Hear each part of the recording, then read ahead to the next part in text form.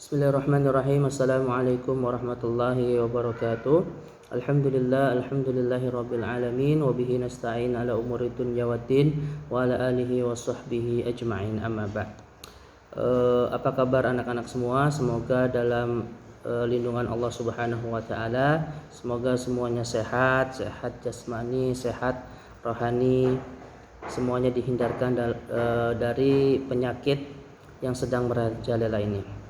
Nah, pada pertemuan kali ini kita akan kembali mempelajari sejarah kebudayaan Islam, yaitu mengenai perkembangan Islam pada masa Khulafaur Rasyidin. Siapa itu Khulafaur Rasyidin?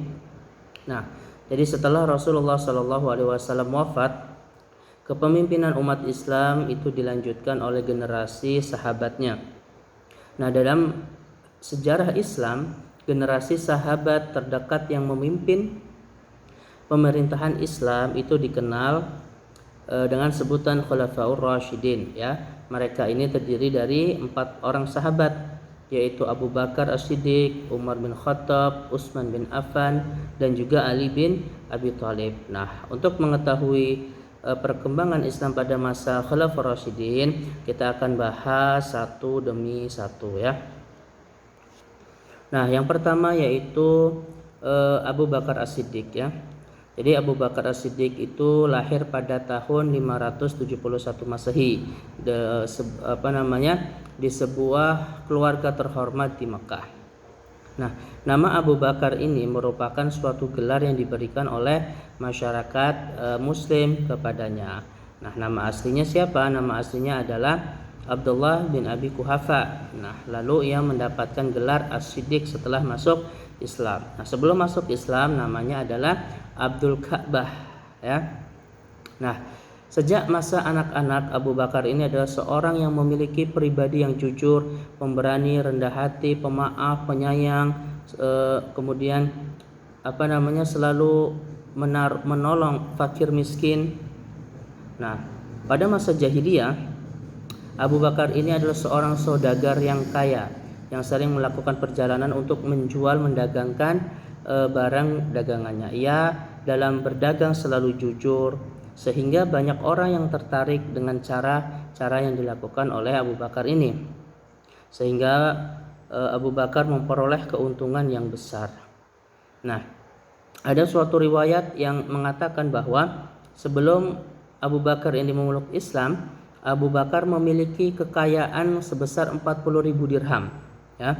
Tetapi setelah beliau masuk Islam dan menjadi pengikut setia Nabi Muhammad SAW, penghasilannya hanya 5.000 dirham. Ini terjadi kenapa? Karena Abu Bakar As-Siddiq menyumbangkan semua harta kekayaan, ya, untuk membela jalan Allah Subhanahu wa taala. Selain harta yang dimiliki, kebanyakan diberikan kepada fakir miskin, digunakan untuk menolong orang-orang yang lemah, yang tertindas, budak-budak yang ditindas oleh majikannya, salah satunya yaitu Bilal bin Rabah. Nah, dengan demikian Abu Bakar As-Siddiq ini adalah salah satu sahabat yang setia, yang rela berkorban harta dan jiwa untuk perkembangan kepentingan penyebaran Islam dan membela umat Islam. Oleh karena itu, nggak heran kalau kemudian Abu Bakar itu dikenal sebagai seorang sahabat terpercaya dan dikagumi Nabi Muhammad SAW. Abu Bakar ini adalah pemuda yang pertama kali menerima seruan Islam yang disampaikan oleh Nabi SAW. Tanpa banyak pertimbangan, tanpa mikir, Abu Bakar menerima apa yang disampaikan oleh Rasulullah SAW. Nah, kemudian proses pengangkatan Abu Bakar sebagai khalifah. Jadi setelah Nabi Muhammad SAW meninggal pada tahun 632 Masehi, ketika sebagian besar penduduk Arab itu sudah memeluk Islam. Nah, wafatnya Nabi merupakan suatu keniscayaan yang tidak dapat dipungkiri, karena semua makhluk yang hidup di dunia ini akan mati. Akan tetapi persoalan yang dihadapi umat Islam ketika itu sangat berat, karena mereka dihadapkan pada persoalan kepemimpinan. Sebab Nabi Muhammad SAW sebelum meninggal tidak pernah membicarakan masalah kepemimpinan siapa yang akan melanjutkan menjadi pemimpin Islam setelah Nabi Muhammad SAW. Nah, setelah Nabi Muhammad SAW ini meninggal, situasi pun menjadi kacau karena muncul beberapa kelompok yang merebutkan jabatan, ya. Nah, merebutkan jabatan, mereka merasa berhak dan merasa punya andil dalam membesarkan Islam, yaitu ada kelompok Ansor, kelompok Muhajirin, dan juga Bani Hashim.